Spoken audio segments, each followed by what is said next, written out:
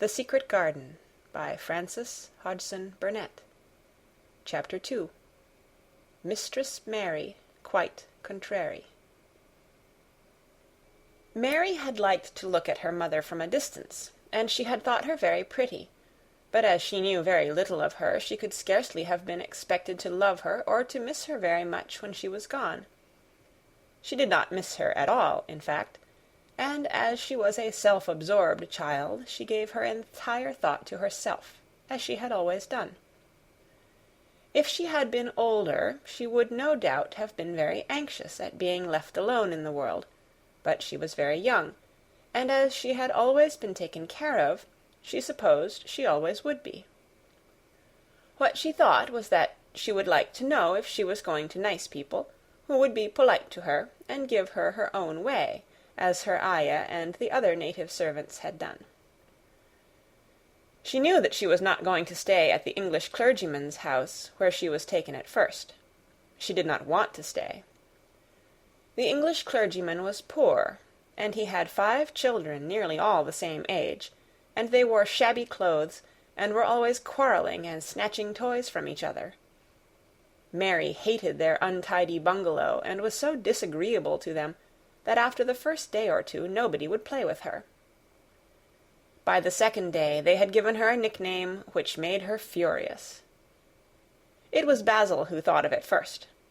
Basil was a little boy with impudent blue eyes and a turned-up nose, and Mary hated him. She was playing by herself under a tree, just as she had been playing the day the cholera broke out. She was making heaps of earth and paths for a garden, and Basil came and stood near to watch her. Presently he got rather interested, and suddenly made a suggestion. "Why don't you put a heap of stones there, and pretend it is a rockery?" he said. "There, in the middle." And he leaned over her to point. "Go away!" cried Mary. "I don't want boys. Go away!"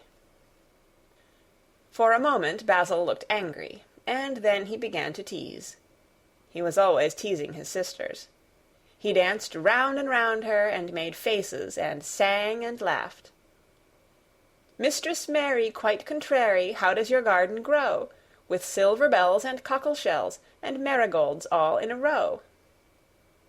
He sang it until the other children heard and laughed too, and the crosser Mary got, the more they sang, "Mistress Mary Quite Contrary," and after that, as long as she stayed with them, they called her Mistress Mary Quite Contrary, when they spoke of her to each other, and often when they spoke to her. "You are going to be sent home," Basil said to her at the end of the week, "and we're glad of it."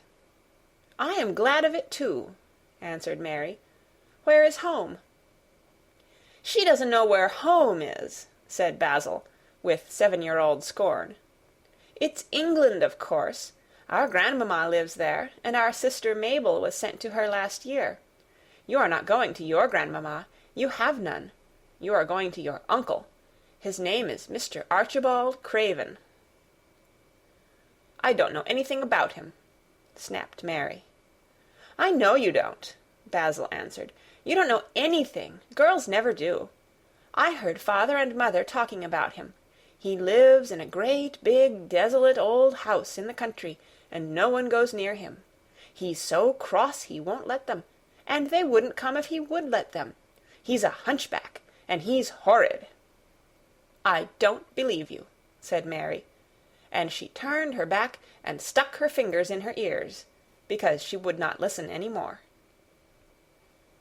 But she thought over it a great deal afterward, and when Mrs. Crawford told her that night that she was going to sail away to England in a few days and go to her uncle, Mr. Archibald Craven, who lived at Misselthwaite Manor, she looked so stony and stubbornly uninterested that they did not know what to think about her.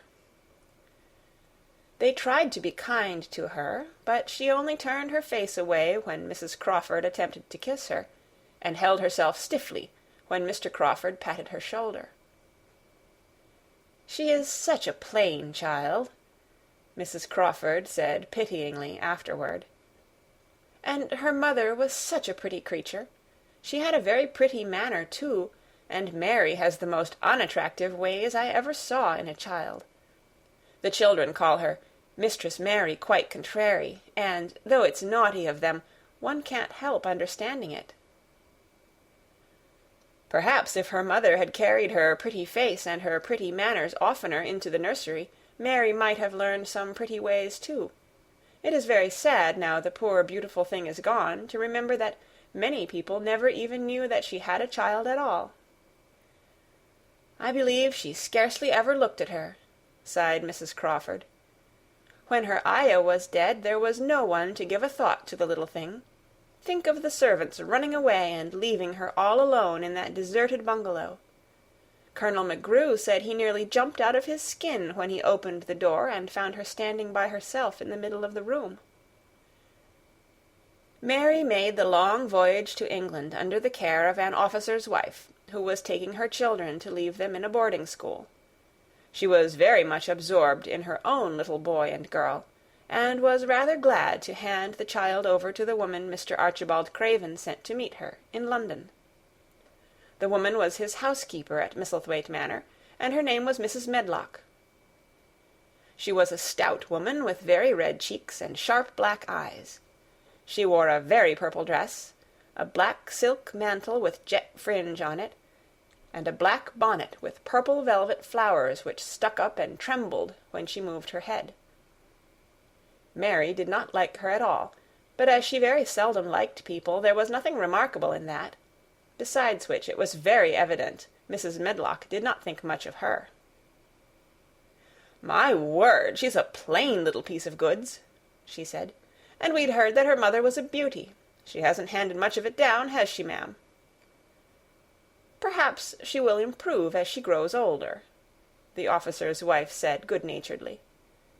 "If she were not so sallow and had a nicer expression, her features are rather good. Children alter so much." "She'll have to alter a good deal," answered Mrs. Medlock, "and there's nothing likely to improve children at Misselthwaite, if you ask me."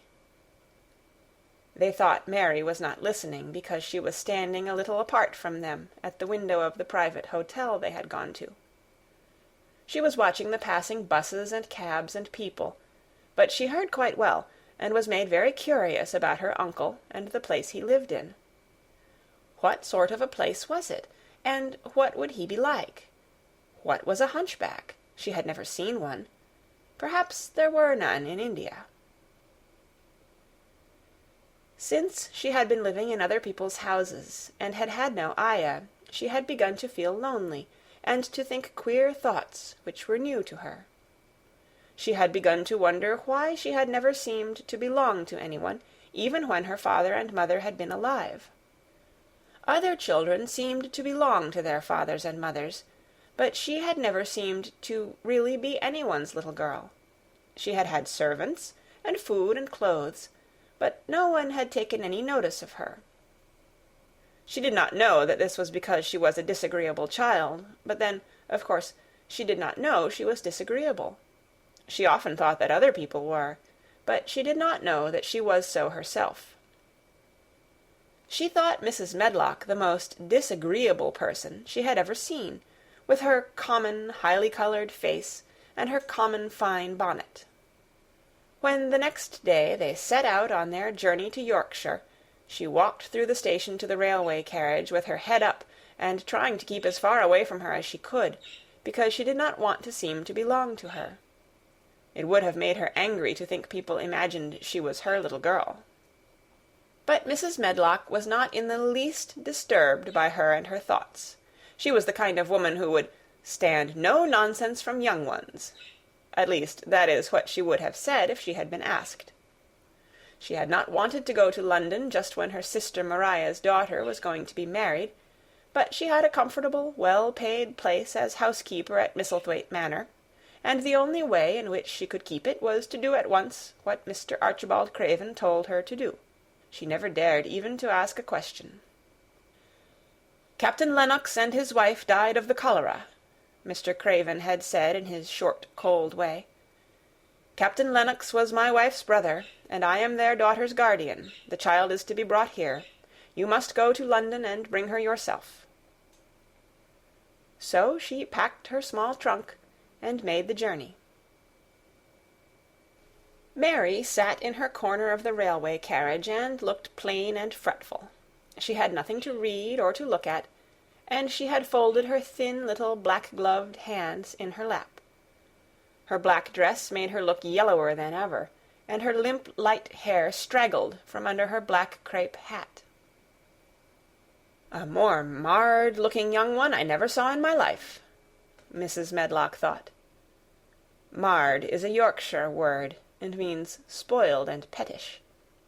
She had never seen a child who sat so still without doing anything, and at last she got tired of watching her, and began to talk in a brisk, hard voice. "I suppose I may as well tell you something about where you are going to," she said. "Do you know anything about your uncle?" "No," said Mary. "Never heard your father and mother talk about him?" "No," said Mary, frowning. She frowned because she remembered that her father and mother had never talked to her about anything in particular. Certainly they had never told her things. "Humph!"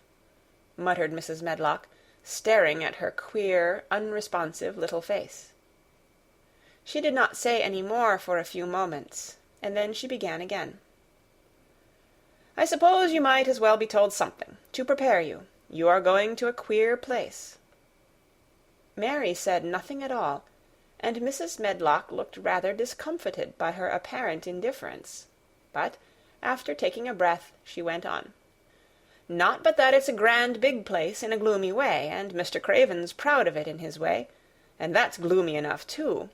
The house is 600 years old, and it's on the edge of the moor, and there's near 100 rooms in it, though most of them shut up and locked. And there's pictures and fine old furniture and things that's been there for ages, and there's a big park round it, and gardens, and trees with branches trailing to the ground, some of them." She paused, and took another breath. "But there's nothing else," she ended suddenly. Mary had begun to listen in spite of herself. It all sounded so unlike India, and anything new rather attracted her. But she did not intend to look as if she were interested. That was one of her unhappy, disagreeable ways. So she sat still. "Well," said Mrs. Medlock, "what do you think of it?" "Nothing," she answered. "I know nothing about such places." That made Mrs. Medlock laugh a short sort of laugh. "Eh," she said, "but you are like an old woman. Don't you care?" "It doesn't matter," said Mary, "whether I care or not." "You are right enough there," said Mrs. Medlock. "It doesn't. What you're to be kept at Misselthwaite Manor for I don't know, unless because it's the easiest way. He's not going to trouble himself about you, that's sure and certain. He never troubles himself about no one." She stopped herself as if she had just remembered something in time. "He's got a crooked back," she said. "That set him wrong. He was a sour young man, and got no good of all his money and big place till he was married." Mary's eyes turned toward her in spite of her intention not to seem to care. She had never thought of the hunchback's being married, and she was a trifle surprised. Mrs. Medlock saw this, and as she was a talkative woman, she continued with more interest. This was one way of passing some of the time, at any rate. "She was a sweet, pretty thing, and he'd have walked the world over to get her a blade o' grass she wanted. Nobody thought she'd marry him, but she did, and people said she married him for his money. But she didn't. She didn't. Positively. When she died—" Mary gave a little involuntary jump. "Oh, did she die?" she exclaimed, quite without meaning to. She had just remembered a French fairy story she had once read called Riquet à la Houppe. It had been about a poor hunchback and a beautiful princess, and it had made her suddenly sorry for Mr. Archibald Craven. "Yes, she died," Mrs. Medlock answered, "and it made him queerer than ever. He cares about nobody. He won't see people. Most of the time he goes away, and when he is at Misselthwaite he shuts himself up in the west wing, and won't let anyone but Pitcher see him. Pitcher's an old fellow, but he took care of him when he was a child, and he knows his ways." It sounded like something in a book, and it did not make Mary feel cheerful. A house with 100 rooms, nearly all shut up and with their doors locked, a house on the edge of a moor, whatsoever a moor was, sounded dreary. A man with a crooked back who shut himself up also.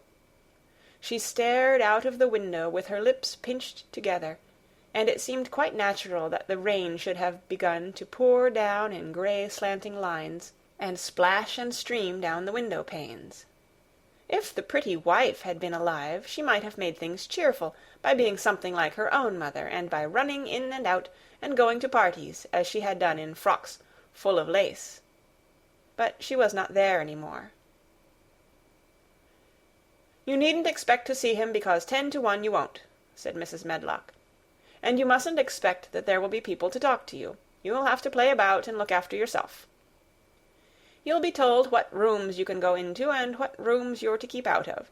There's gardens enough. But when you're in the house, don't go wandering and poking about. Mr. Craven won't have it." "I shall not want to go poking about," said sour little Mary, and just as suddenly as she had begun to be rather sorry for Mr. Archibald Craven, she began to cease to be sorry, and to think he was unpleasant enough to deserve all that had happened to him.